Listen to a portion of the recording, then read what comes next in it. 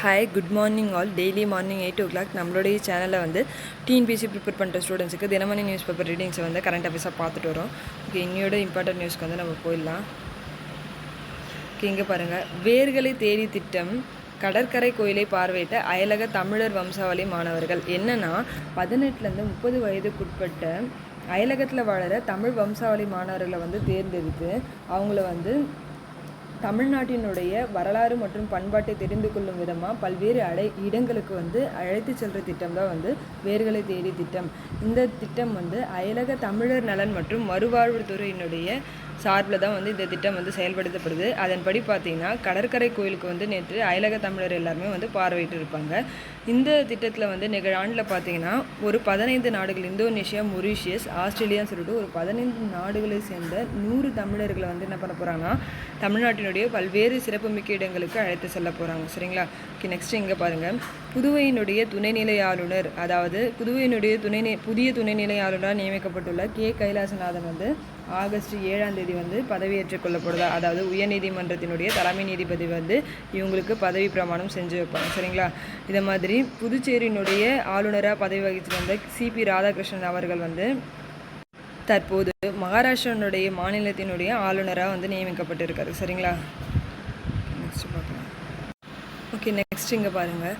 77வது சுதந்திர தின விழா கடற்படையினர் 900 கிலோமீட்டர் சைக்கிள் பயணம். என்ன சொல்கிறாங்கன்னா 77வது சுதந்திர தினத்தை முன்னிட்டு போக்குவரத்து ஒருங்கிணைப்பு மற்றும் பசுமை வழித்தடத்துக்கான விழிப்புணர்வு ரெண்டுத்தையும் நோக்கமாக கொண்டு ஐஎன்எஸ் ராஜாளி கடற்படையினுடைய விமான தளத்திலிருந்து அங்கே பணியாற்ற பணியாளர்கள் ஆண்கள் பெண்கள் உட்பட ஒரு 25 பேர் என்ன பண்ணியிருக்காங்கன்னு பார்த்தீங்கன்னா சைக்கிள் பயணம் வந்து மேற்கொண்டிருக்காங்க. இவங்க மொத்தமாக 900 கிலோமீட்டர் வந்து என்ன பண்ண போகிறாங்கன்னா சைக்கிள் பயணம் வந்து மேற்கொண்டு ஆகஸ்ட் 15ஆம் தேதி வந்து விசாகப்பட்டினத்தை சென்றடைவது தான் இவங்களுடைய நோக்கம். சரிங்களா?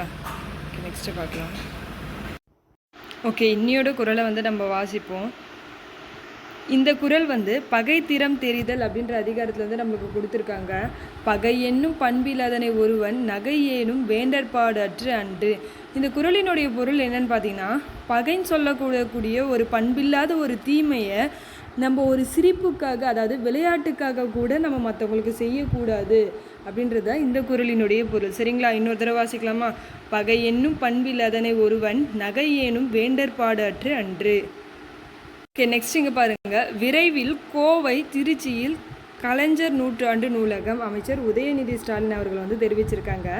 நேற்று வந்து பார்த்தீங்கன்னா 2023-24 கல்வியாண்டில் நடைபெற்ற சர்வதேச தேசிய மற்றும் மாநில அளவிலான விளையாட்டுப் போட்டிகள் பதக்கம் பெற்றவர்களுக்கு பரிசு வழங்கும் விழா வந்து நேற்று நடந்திருக்கும். எங்கன்னு பார்த்தீங்கன்னா சென்னை நேரு உள் விளையாட்டு அரங்கத்தில் வந்து அந்த விழா வந்து நடந்திருக்கும். அதில் நம்மளுடைய இளைஞர் நலன் மற்றும் விளையாட்டு மேம்பாட்டுத்துறையினுடைய அமைச்சரான உதயநிதி ஸ்டாலின் அவர்கள் வந்து என்ன சொல்லியிருப்பாங்கன்னு பார்த்தீங்கன்னா மதுரையில் இருக்கிற மாதிரியே கோவையிலையும் திருச்சியிலையும் கலைஞர் நூற்றாண்டு நூலகம் வந்து அமைக்க போகிறதா வந்து சொல்லியிருக்காங்க. சரிங்களா? ஓகே, நெக்ஸ்ட் இங்கே பாருங்கள். ஆஸ்திரேலியாவில் 2 years once வந்து ஃபிட்ச் ஃப்ளாக் அப்படின்ற பன்னாட்டு பயிற்சி வந்து நடந்துட்டு வருது. இது என்ன பயிற்சின்னு பார்த்தீங்கன்னா பன்னாட்டு விமானப்படை பயிற்சி. சரிங்களா? Pitch flag.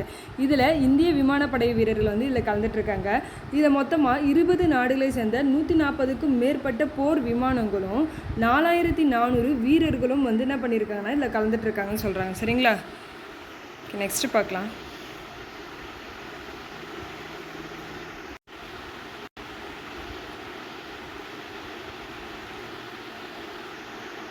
ஓகே, நெக்ஸ்ட் இங்கே பாருங்கள். டென்னிஸில் வந்து செர்பியாவை சேர்ந்த ஜோகோவிச் வந்து தங்கம் பெற்றிருக்காரு. என்ன சொல்கிறாங்கன்னா அதாவது பாரிஸ் ஒலிம்பிக் போட்டியில் ஆடவர் ஒற்றையர் டென்னிஸினுடைய இறுதிச் சுற்றியில் செர்பியா நாட்டை சேர்ந்த நோவாக் ஜோகோவிச் வந்து தங்கம் பெற்று சாதனை படைச்சிருக்காங்க. சரிங்களா? இதை ஜஸ்ட்டு தெரிஞ்சு வச்சுக்கோங்க. ஏன்னா வந்து இவர் வந்து டென்னிஸில் ரொம்ப ஃபெமிலியரான ஒரு பிளேயர். சரிங்களா? நெக்ஸ்ட்டு பார்க்கலாம்.